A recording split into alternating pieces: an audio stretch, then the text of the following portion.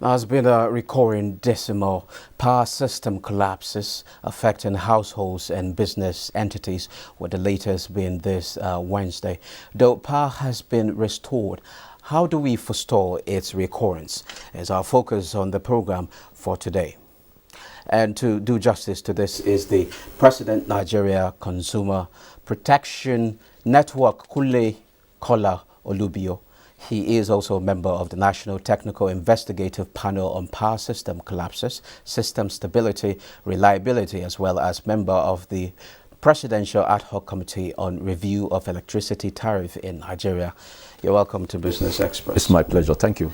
Now, what is responsible for the latest collapse in the nation's power system and its implication? Yeah, thank you very much. The implication is far-reaching, in the sense that... let's start with what is responsible. Yeah, there's obsolescence of infrastructure. Obsolescence of infrastructure. Before the coming to being in 2004 of Niger Delta Power Holding Company, there was serious deficit of investment.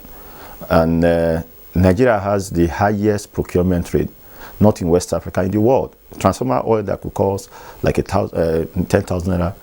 They just put any figure, maybe a million naira, and there was no due process. Money that was even spent before the democratic government, we were not getting value for that. And some of the equipment that we have on the network, some of them were installed as far back as 1953, 1967.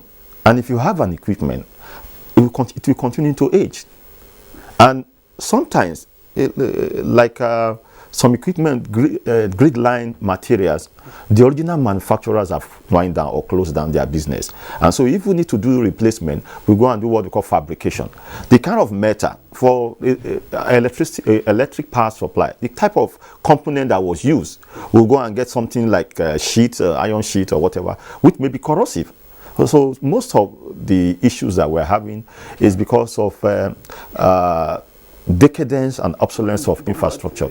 Through time, we have seen public-private partnership, ownership changing hands and things like that. So nothing has improved. No, the issue we have at stake now is at the upstream, you have generation companies. Generation company, as at the time of privatization in 2013, they have capacity of about maybe 3,500, 4,000 megawatts. And they've wrapped up, according to their figure, as I'm saying it carefully, according to their figure, because we signed the vesting contracts with the investors in generation, that every year they should grow power by starting XY megawatts. And from that 4,000 in 2013, they've been growing 5,000, 6,000, 7,000, 8,000 on paper. On paper in the sense that, there's what we call PowerPoint presentation growth of power.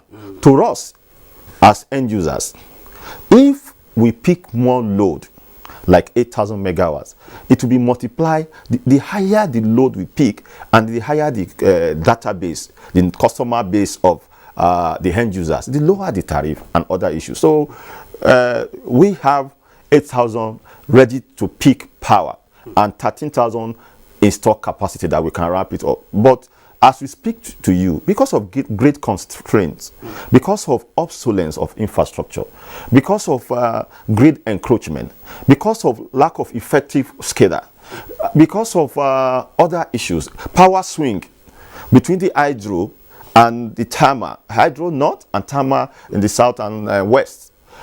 All these issues, these are areas we need to put investment. Investment have been made before the coming to be of this administration. Investment have been made in the power sector, but we concentrated more on buying maybe high power capacity transformers.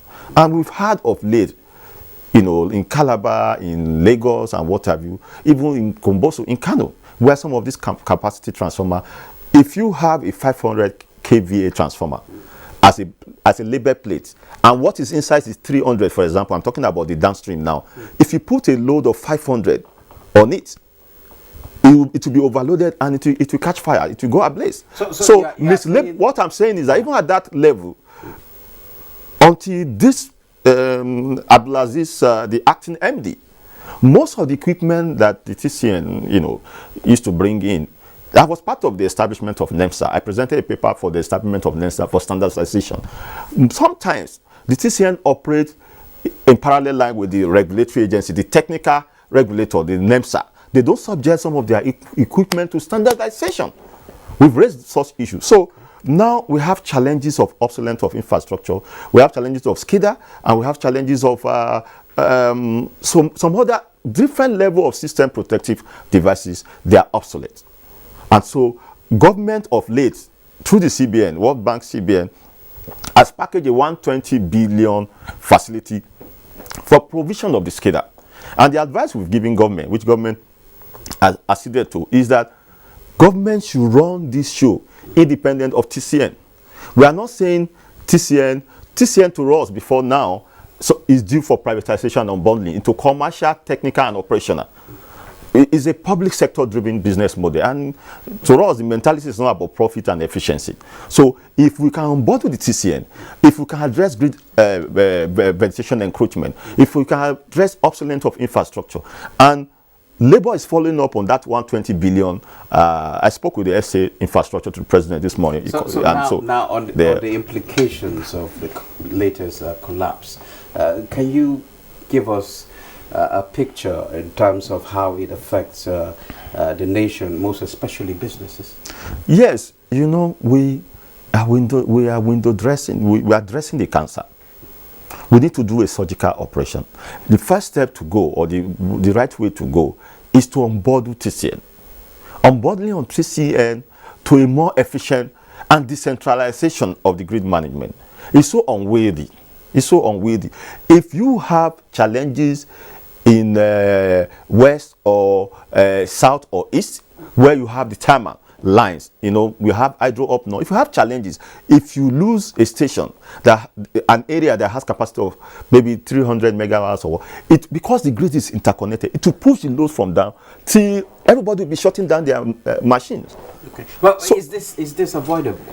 Yes, we need to do more on investment, and no matter what federal government is investing, if there are no regulatory monitoring, if there are regulatory gaps, we will not achieve a lot. And what we have been doing through emails to Mr. President and what have you is continue to make our views known, because the cost implication of this is that it is so embarrassing, a global embarrassment, that we are celebrating 5,500 megawatts. Maybe if you attempt to do 6,000 megawatts, if you want to ramp up power to 6,000 and peak load 6,000 megawatts, because of the limitation, the grid that is shackled, the grid will collapse. And naturally, the UN benchmark is 1,000 megawatts to 1 million people. What it means is that if you do 5,000 or 6,000 megawatts, that means only 6,000 Nigerians have access to electricity. A nation of about 200 million. Then we have 196 million. That is the highest level of energy poverty.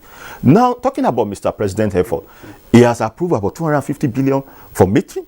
He has approved 120 billion for investment in SCADA and the brownfield area, you know. And so, if you don't have those SCADA, a lot that is doing is producing national mass metering funding or that. It will not still exceed that amount you said. No? Yes, that is why we need to, first of all, we need to change the business model. Okay. Naturally, most public sector driven business model. Okay, now let me come in. Is decentralization of power of the grid management, yeah, and unbundling of the TCN to a more efficient and a more robust system. More efficient and a more robust system. In the public sector business model, it is about government bringing the money like a windfall or cash cow. But in a business-like model, as it is now, if we clean up some of these inefficiencies, the cost of tariff that we have, band A at 75 naira, by July there might be an increase in tariff. If we clean up some of these grid-wide, sector-wide inefficiencies, the tariff will drop. And if it drops, it will increase Nigeria global competitive index. We have signed to the African Free Trade Continental Agreement. But why must the focus be on hydro? What about the energy mix? No, we very recently, you know that we have 774 local government. And so what we're supposed to do through the Niger Delta Power Holding Company is to make sure that each of the local government, if it's between 1 to 10 megawatts of power, we do sector-specific generation, a cluster of agro and industrial cluster. If you have energy, it will reduce rural-urban migration. It will stem the tide of insecurity. It will engage constructively and positively the energy of our youth, some of whose energy is being deployed to banditry and what have you, because of lack of constructive and positive. We don't have the absorptive capacity to create job without electricity. Let me take an example. Most of the things you see that we use in our household, they are usually imported from Dubai or Asia. If we get it right with electricity, we will bring about reindustrialization. And the president, you and I, can go to sleep with our 2 eyes closed. Okay. I think... thank you very much, Yes, Mr. Kunle Kola Olubiyo, a member of National Technical Investigative Panel of Power System Collapses. 2013. And the tariff review 2020. Thank you very much. It's my pleasure. Thank you. Now moving on, Business Express will continue after this break.